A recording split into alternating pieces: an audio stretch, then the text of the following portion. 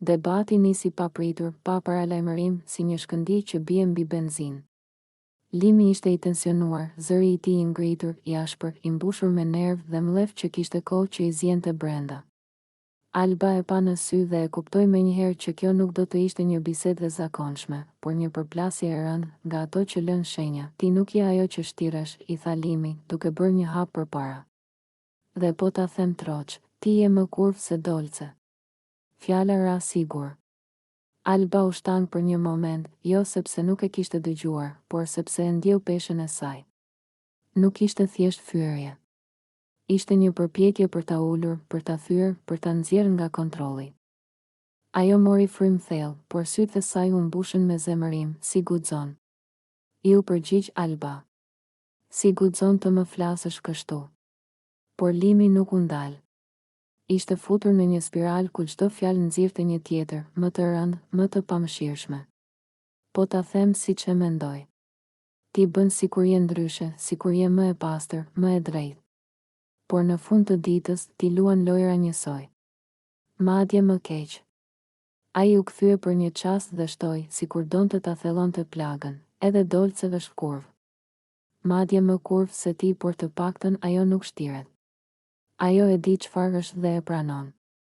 Alba ndjeu gjakun t'i vloi. Nuk ishte vetëm për veten. Ishte për mënyrën se si Limi po përdorte fjalë që shkatërrojnë. Që etiketojnë, që fshin gjithçka njerëzore dhe e kthejnë gjithçka në balë. Ajo e ngriti zërin, jo për të bërtitur, por për të qëndruar. Ti po flet nga inati, jo nga e vërteta, tha ajo. Kur nuk di çfarë të thuash, fyen. Kur nuk ke argumente, përdor fjalë të pista. Limi qeshi me ironi, një qeshje e thatë. Jo, po flas nga zhgënjimi. Nga fakti që të kam besuar dhe kam parë që nuk je ashtu siç thua. Dhe mos mendo se po të mbroj Dolcen. Jo. Ajo është më e keqe. Ajo lëviz nga një mashkull të tjetri pa asnjë ndjenjë. Dhe ti kush je që na gjykon? Ja ktheu Alba. Kush të ka dhënë të drejtën të na vësh etiketa? Debati ishte kthyer në një arenë. Çdo fjali ishte sulm. Çdo përgjigje ishte mbrojtje. Limi fliste me duar, me trup, me gjithë nervin që i kishte mbetur. Alba qëndronte drejt, edhe pse çdo fjalë e tij e godiste. Ju të dy, vazhdoi ai, jeni pjesë e së njëjtës loje. Vetëm se ti përpiqesh ta mbulosh më bukur. Alba u afrua edhe ajo një hap. Ti po më shikon sipas frikës tënde, jo sipas asaj që jam.